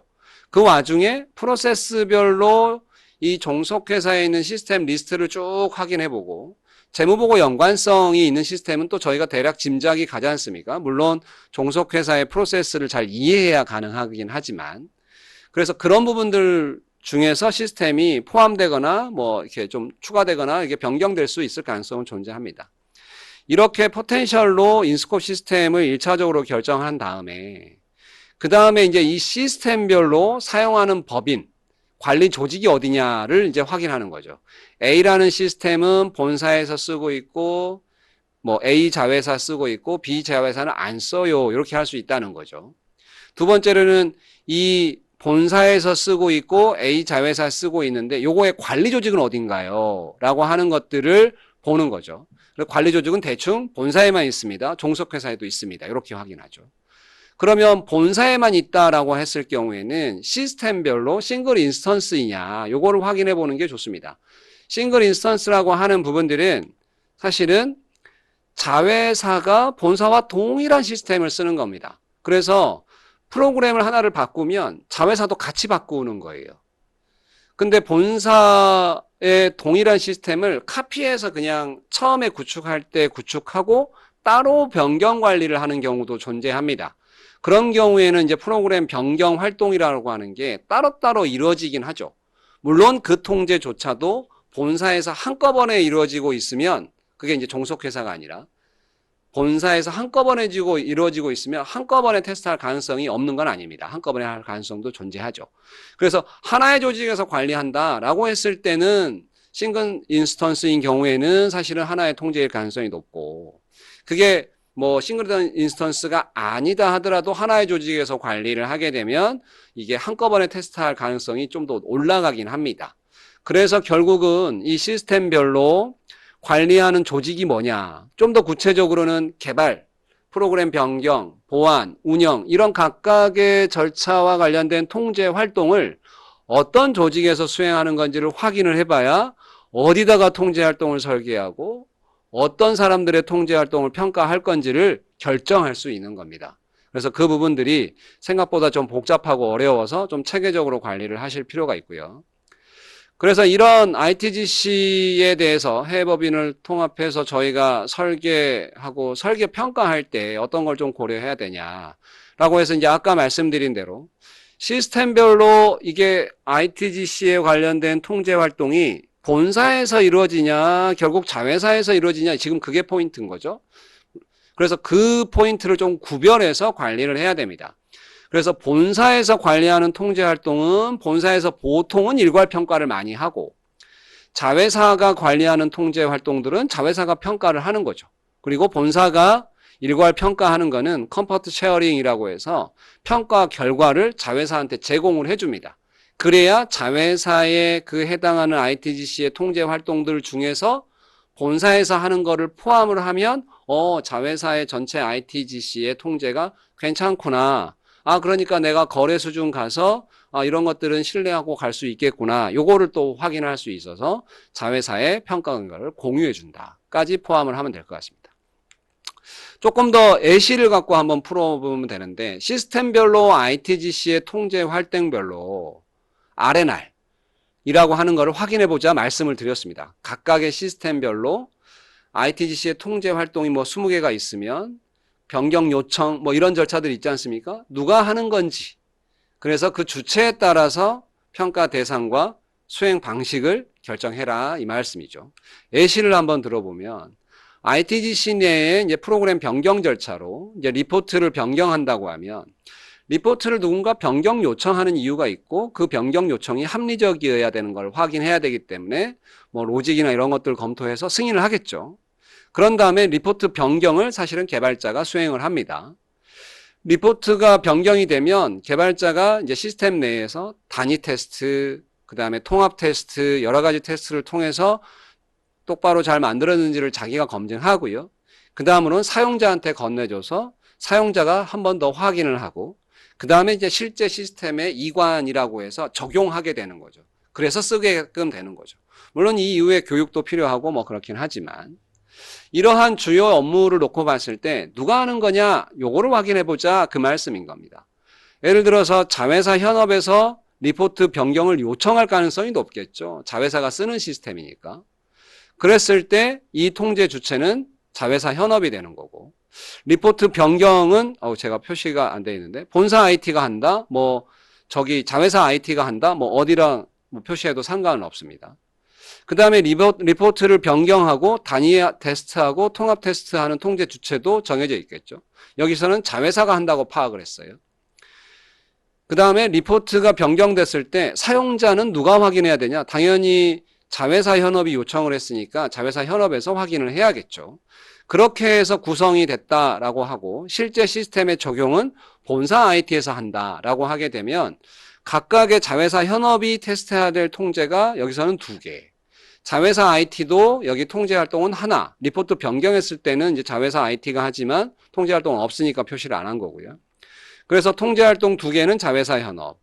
자회사 IT가 이제 리포트 변경에 관련된 당위 통합 테스트. 그 다음에 본사 IT는 실제로 이관함과 관련된 통제. 요렇게 테스트를 해서 본사 IT 테스트한 결과를 자회사한테 알려주면 이 4개에 대한 통제가 다 평가되는 구조이겠죠. 이렇게 누가 각각의 조직이 어디가 하는지를 확인해 보다 이 말씀이고요. 한 발 더 나아가서 외주를 주는 경우도 존재할 수 있겠죠. 그런 경우에도 사실은 프로그램 변경 요청이라든지 사용자 테스트는 자회사 현업에서 이루어져야 되는 게 맞습니다. 그렇기 때문에 외주를 운영한다고 해도 보통 이런 통제들은 ITGC에 포함되는 게 일반적이고, 외주를 줘서 운영한다고 하더라도 외주에 이제 이런 통제가 적절하게 되는지를 뭔가 본사 모니터링으로 관리를 직접 하든 외주의 통제를 직접 싣든 해서 그런 부분들을 결과를 가져와야 ITGC가 전체적으로 괜찮다라고 확인할 수 있으니까 이 부분들 고려해서 설계하고 설계평가를 진행하시기 바랍니다. 말씀드린 대로 종속회사 ITGC 설계를 일괄평가가 가능한 거냐? 그 동질성에 따라서 동일하면 같이 해도 된다 이렇게 말씀을 드렸고, 지배회사 IT가 일괄적으로 자회사 시스템을 유지보수한다 라고 하면 동일한 통제일 가능성이 높죠. 아까 싱글 인스턴스면 더 가능성이 높아서 거의 확실하다 이렇게 볼 수도 있을 것 같고요. 동일한 통제를 중복평가할 필요는 없다라고 하는 그 컨셉, 그 개념으로 접근하시면 큰 무리가 없을 것으로 생각됩니다. 다음도 뭐 하나의 예시라서 간단하게 설명을 드리면, 이제 예를 들어서 시스템을 SAP, 생산, 물류, 인사, 자금을 쓰고 있는 회사고요.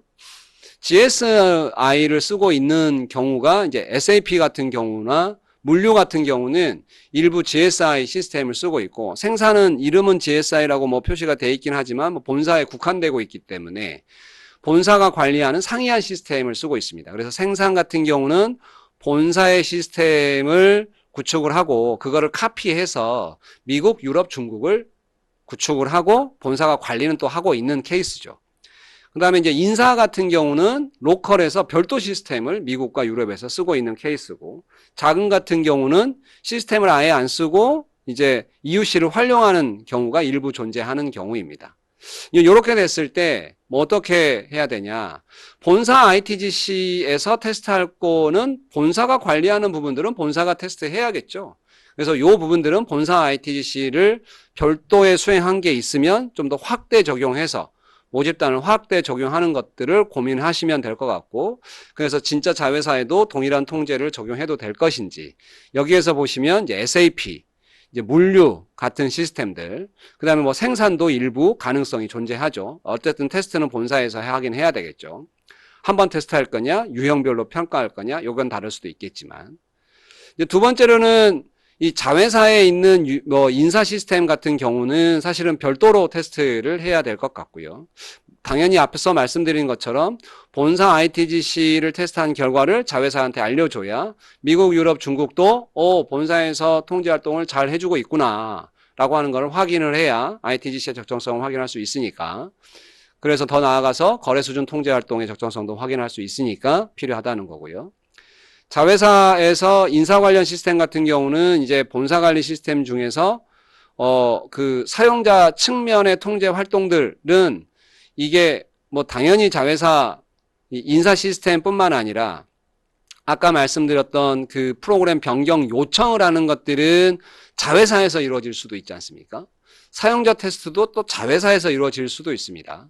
이제 이런 부분들이 자회사에서 필요한 통제일 수 있기 때문에 자회사에서 별도로 운영하고 있는 인사 시스템 같은 경우는 아예 ITC 셋 자체가 전체적으로 적용돼야 될 부분이 있고, 일부 자회사에서 운영되지 않는다 하더라도, 본사에서 일괄 관리하고 있다 하더라도 사용자 측면, 현업부서의 측면에 필요한 통제 활동들은 추가로 고려돼야 될 수 있다. 요를 놓치지 말고 진행하시는 게 좋을 것 같습니다.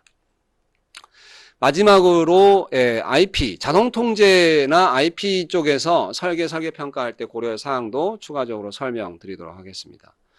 시스템이 이제 싱글 인스턴스라고 하는 부분들은 이제 하나의 프로그램이 바뀌면 전사가 다 바뀐다. 이렇게 되어 있기 때문에, 물론 일부 프로그램들은 자회사 특성에 따라서 달리 적용하는 부분도 있어요. 싱글 인스턴스라고 하더라도 뭐 세금 계산서 이런 것들이 뭐 한국에 존재하지 뭐 외국에 다 존재하는 건 아니지 않습니까? 거래 건건별로 하는 경우도 많으니까. 그다음에 뭐 형태도 당연히 다르고요. 그런 것들은 이제 싱글 인스턴스를 적용한다고 하더라도 별도의 프로그램을 보통 적용하죠. 그래서 이제 프로세스별로 자동 통제 혹은 이제 IT 디펜던시가 있는 것들 중에서 이제 보통 리포트가 많이 들어가긴 합니다. 이제 그런 것들을 놓고 SOD 항목이냐, SOD 항목이 아니냐, 물론 이게 100% 답은 아닙니다만 일반적으로 보통 이렇게 구별해서 어쨌든 여기에서도 본사에서 평가할 항목이랑 자회사에서 평가할 항목을 조금 구별해서 이렇게 항목을 구별한 다음에 설계를 하고 설계 평가를 하고 향후 또 운영 평가를 할 필요가 있는 거죠. 그래서 내역들을 조금 보시면 자동 통제의 경우에는 이제 뭐 답은 아니라고 말씀드렸습니다. SOD RA 같은 자동 통제는 권한 부여의 주체와 책임이 누구냐? 이게 자회사이면 자회사의 평가 통제 활동일 수 있고, 그러면 자회사가 평가해야 되는 게 맞을 수 있고요.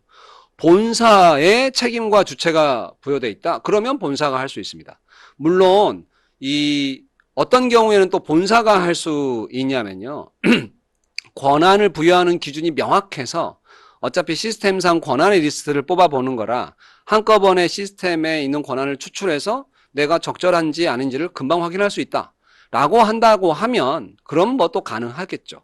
그렇지만 일반적으로는 자회사에서 권한을 부여하는 역할을 하고 또 거기에 대한 책임을 갖고 있으니까 그거에 대한 적정성을 판단할 수 있는 주체도 자회사일 가능성이 사실은 높습니다.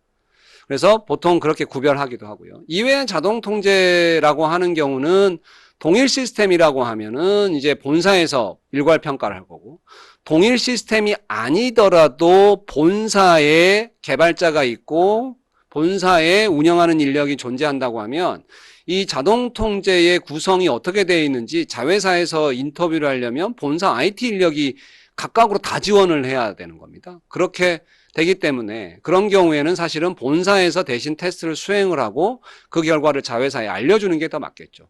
물론 시스템이 상위해서 종속회사의 IT 조직이 따로 있다라고 하면 별도 평가를 수행할 수 있습니다. 추가적으로 이제 IT 의존 수작업 통제의 IP 신뢰성 관련해서도 이제 IT랑 연관성이 있는 부분이 있어서 그분들 때문에 말씀을 드리면, 이제 IT 의존 수작업 중에 이제 리포트 같은 것들은 이제 대부분 특히 더 기초 정보의 신뢰성, 정보 산출의 로직의 적정성, 인풋 파라미터의 적정성에 대해서 관련된 어떤 근거가 뭐냐, 뭐 혹은 통제 활동이 존재하냐, 뭐 이런 것들을 이제 테스트하고 있고 평가를 하고 있습니다. 만약에 여기에 있는 2번의 정보 산출 로직을 동일한 로직을 적용해서 동일한 프로그램을 사용을 해요 라고 하면 이 부분들은 본사가 일괄 평가를 수행하는 게 맞겠죠. 물론 ITC에 레퍼하는 것도 뭐 가능하겠죠. 뭐 굉장히 중요한 경우라고 하면 별도 평가를 해야 될 수 있긴 하지만, 그 다음에 이제 기초정보의 신뢰성이나 입력 항목이라고 하는 것들은 그 기초정보를 입력하는 통제들은 보통은 자회사가 보통은 들어가겠죠. 그래서 그 자회사에서 그 기초정보와 관련된 뭐 매출 채권 에이징이라고 하면 채권이 생기고 반제되고 이런 통제들의 적정성을 잘 찾아서 매핑하는 것들은 자회사에서 해줘야겠죠. 그렇게 해서 잘 매핑한 상태에서 기초정보가 잘 넘어왔을 때 본사에서 관리하는 ITC가 훌륭하니까 로직은 적절하고 그러면 인풋 항목들은 또 그 통제에서 커버하니까 괜찮고 라고 하는 식의 IP의 신뢰성에 대한 평가를 고려할 때도 본사가 해줘야 되는 역할이 있다는 점을 놓치지 말아라 라고 하는 부분들을 그냥 환기를 시켜드린 거고요. 컴포트 쉐어링이라고 하는 거는 이제 평가 결과를 공유하는 겁니다. 여러 번 나왔지만 본사에서 자회사의 통제 활동을 설계해서 직접 운영을 해서 그 통제 활동의 주체, 수행 주체가 본사라고 하는 거죠. 그런 경우에는 해당 통제 활동의 평가는 본사가 수행을 하는 거죠.